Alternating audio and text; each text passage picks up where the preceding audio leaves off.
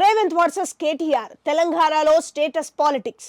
తెలంగాణ ముఖ్యమంత్రి రేవంత్ రెడ్డి చెప్పినట్లుగానే సచివాలయం ముందు రాహుల్ గాంధీ తండ్రి రాజీవ్ గాంధీ విగ్రహాన్ని ఏర్పాటు చేశారు.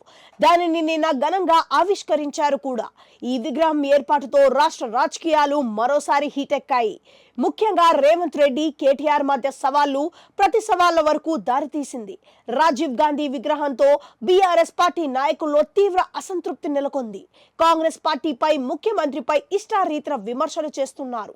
అయితే వారిలో బీఆర్ఎస్ వర్కింగ్ ప్రెసిడెంట్ కేటీఆర్ ఇంకా ముందు వరుసలో ఉన్నారు. సచివాలయం ఎదుట రాజీవ్ గాంధీ విగ్రహం ఏర్పాటును ఆయన ముందు నుంచి వ్యతిరేకిస్తూ వస్తున్నారు. అదే స్థాయిలో కాంగ్రెస్ పార్టీకి ముఖ్యమంత్రికి సవాలు విసురుతూ వచ్చారు. విగ్రహం ఏర్పాటు విషయంలో ముఖ్యమంత్రి రేవంత్ రెడ్డి కేటీఆర్ మధ్య చాలా సందర్భాల్లో మాటల యుద్ధం కొనసాగింది.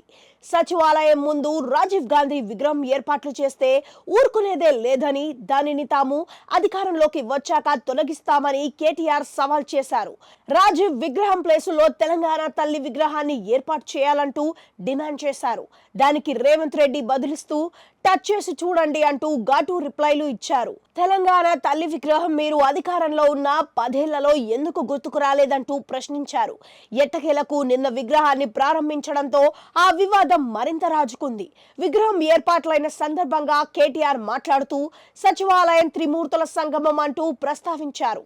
అంబేద్కర్ సచివాలయం ముందు పవిత్ర త్రిమూర్తులు అమరజ్యోతి నడుమ తెలంగాణ తల్లి విగ్రహం నిలువెత్తు నిదర్శనమని చెప్పుకొచ్చారు.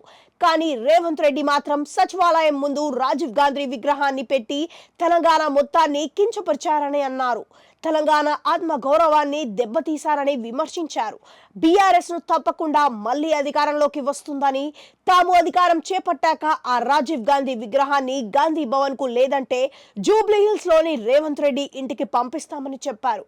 దీనికి రేవంత్ రెడ్డి సైతం కౌంటర్ ఇచ్చారు. భారతదేశంలో ఐటీ విప్లవం రాజీవ్ గాంధీ వల్లనే ప్రారంభమైందని, రాజీవ్ గాంధీ వల్లనే కేటీఆర్ ఐటీ మంత్రి అయ్యారని పేర్కొన్నారు. ఇప్పుడు ఆయన వల్లనే ట్విట్టర్ వాడుతున్నారని, అదే లేకుంటే గుంటూరు లేదా సిద్దిపేట రోడ్ల మీద ఇడ్లీ వడలు అమ్ముతూ ఉండేవారని సంచలన వ్యాఖ్యలు చేశారు. మొత్తంగా రాజీవ్ గాంధీ విగ్రహం ఏర్పాటు మరోసారి రేవంత్ కేటీఆర్ మధ్య సవాళ్లు ప్రతి సవాళ్లకు దారితీసిందని చెప్పాలి. ఒకరిపై మరొకరు పైచేయి సాధించేందుకు స్టేటస్ పాలిటిక్స్ కు పాల్పడుతున్నారనే టాక్ నడుస్తోంది.